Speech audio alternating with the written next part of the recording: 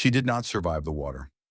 On a cold November night in 1981, a 158-foot yacht called Splendor rocked gently off Catalina Island, just off the coast of California. On board were four people: a Hollywood golden couple, a rising Oscar-winning actor, and a quiet captain who had seen more than he ever wanted to tell. By sunrise, only three of them would be alive. Hours later, fishermen and rescuers would spot a body floating face down in the Pacific Ocean, dressed in a red flannel nightgown, a down jacket, and wool socks.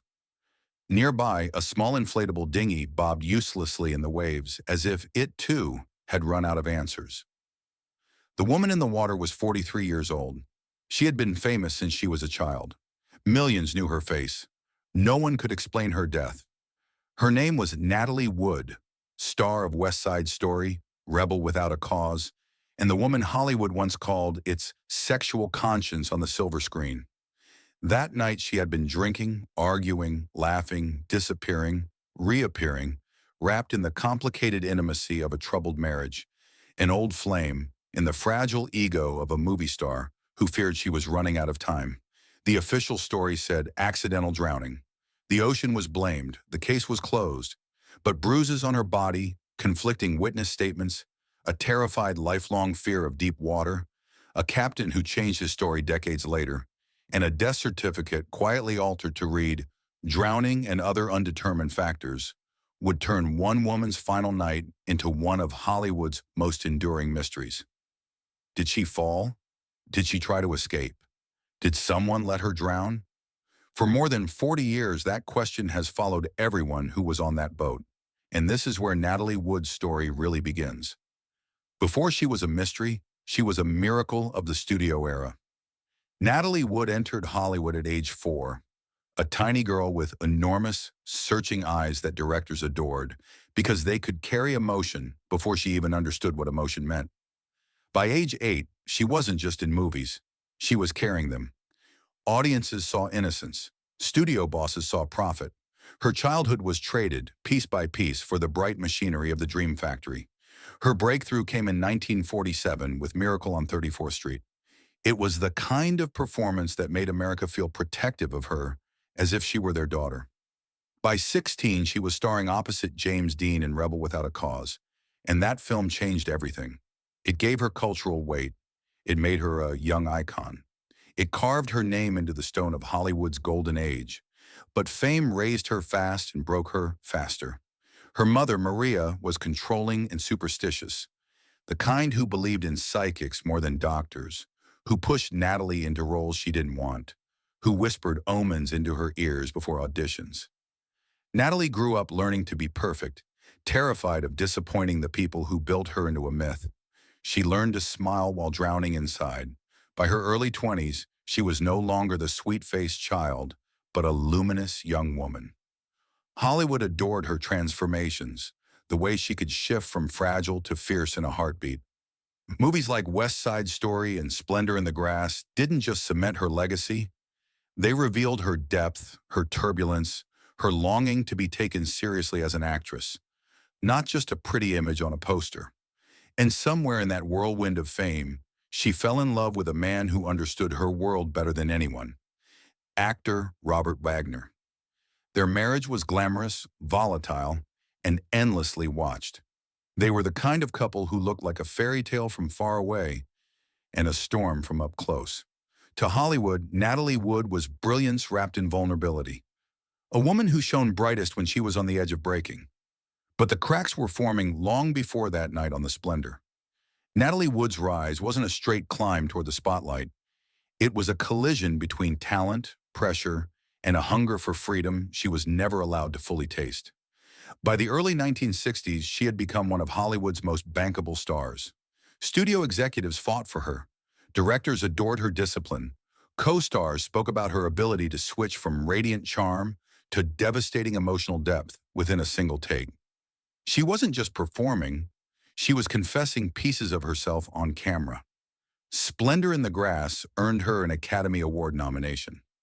Audiences felt something raw in her eyes, a pain that didn't seem entirely scripted. That film, more than any other, revealed the truth beneath the glamour. Natalie carried wounds she never named. Even her biggest success, West Side Story, brought contradictions. She was the face of the film, its emotional core, yet she felt insecure about her accent, her singing, her authenticity. Hollywood adored her, but she often felt like she was living someone else's idea of perfection. She wanted control. She wanted to choose roles that challenged her instead of repeating the same ingenue template.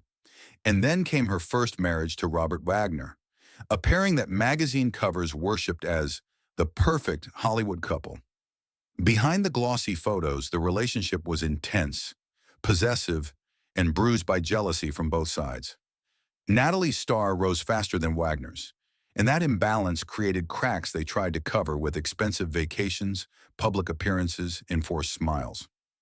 Their first divorce in 1962 shocked Hollywood. To the public, it looked like two icons walking away from a fairy tale. To Natalie, it was her first real act of rebellion, a step toward claiming her own identity. Yet success never felt stable to her. She oscillated between bold choices and deep insecurity. She entered therapy. She explored darker, more complex roles. She fought for creative control in a system built to control her. And slowly, she became something Hollywood rarely allowed a woman to become, a powerful actress with agency. By the 1970s, Natalie was no longer the ingenue. She was a seasoned survivor of an industry that had chewed through countless young stars. She married again. She had children. She returned to Wagner, believing age and maturity could succeed where youth and passion had burned too hot. It looked like a second chance.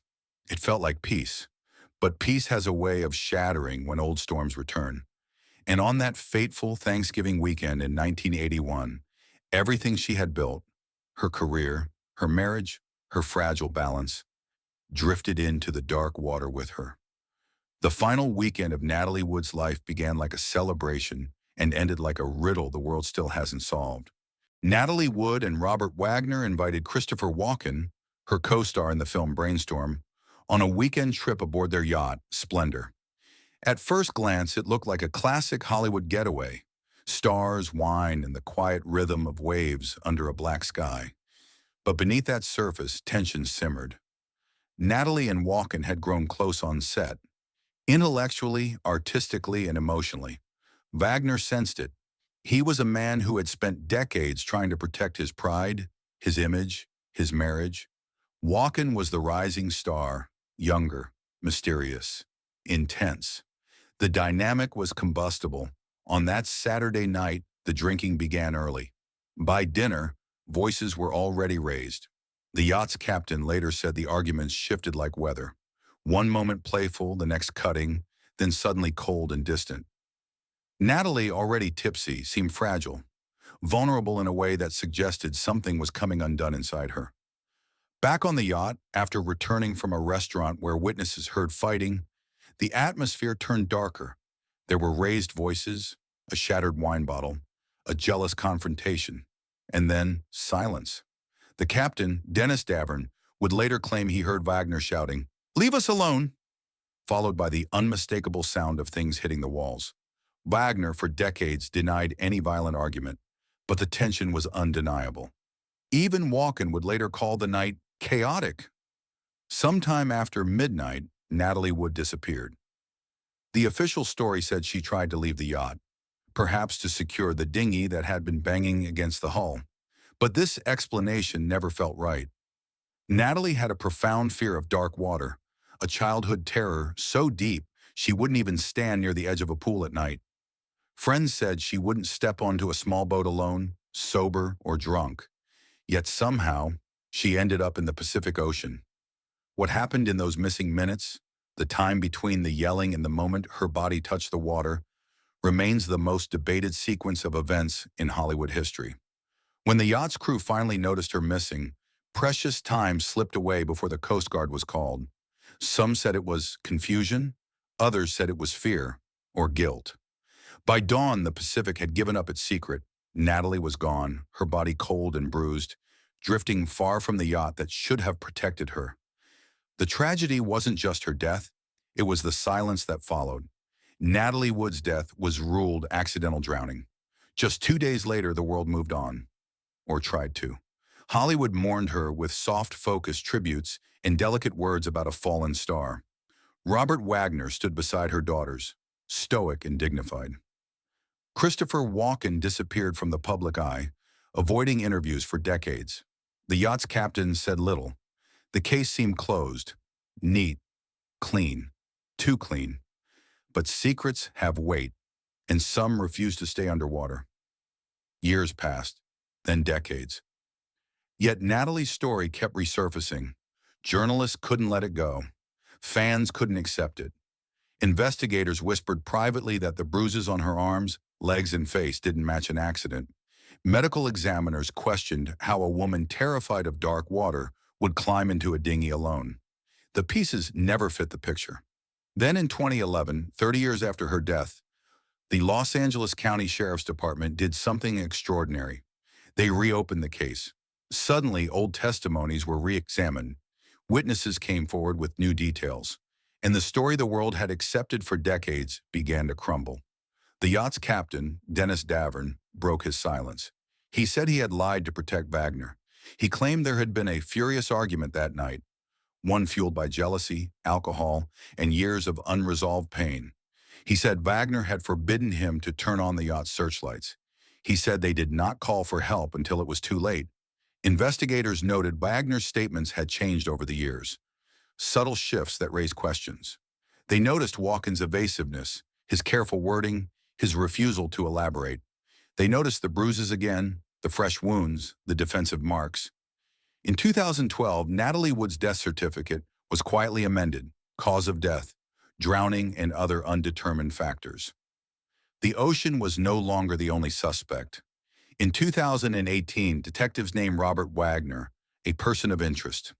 Not a suspect, not charged, but no longer invisible. He denied wrongdoing, calling the renewed attention overly sensational. Yet the questions persisted. The world wasn't trying to blame someone. It was trying to understand how a woman so beloved, so iconic, so careful, could vanish into the water she feared most. In the years since, Natalie's legacy has grown stronger. Documentaries, books, and millions of online searches have resurrected her story. Younger generations who never saw West Side Story or Rebel Without a Cause became fascinated not only with her films, but with the unanswered puzzle of her final night. She rose again, not as a Hollywood starlet, but as a mystery that refuses to be solved. A voice from the past demanding to be heard.